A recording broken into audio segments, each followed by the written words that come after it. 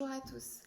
Aujourd'hui, je vais vous proposer de comprendre ce qu'est la thérapie d'acceptation et d'engagement, notamment au niveau émotionnel.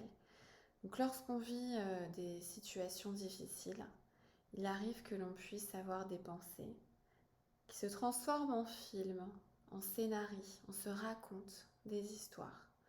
Et toutes ces histoires-là vont amener des émotions désagréables à l'intérieur du corps qu'on peut vivre par des sensations d'oppressement par exemple.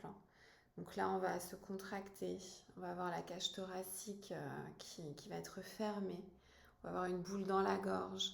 Ça va être tous les effets nocifs du stress sur la santé.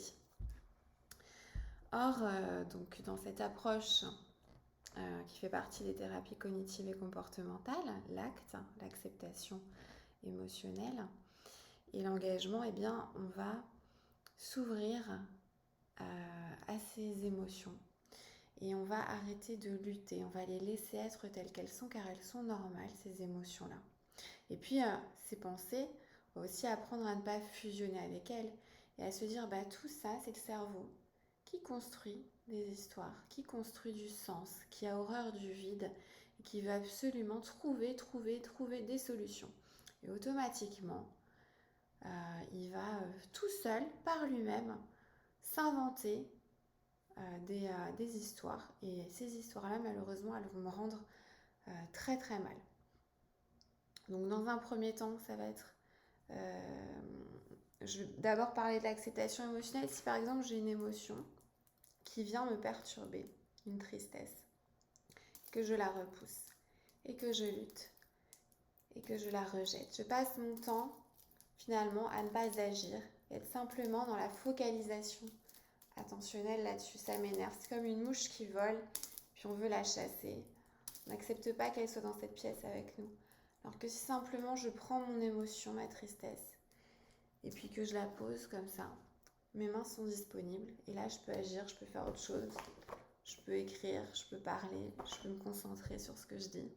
J'ai plus de disponibilité. Et dans l'acte, cette thérapie-là, le fait de faire de l'espace aux pensées et aux émotions, ça permet de les accepter, de se poser, de dire ok, c'est là et c'est ok, ça va.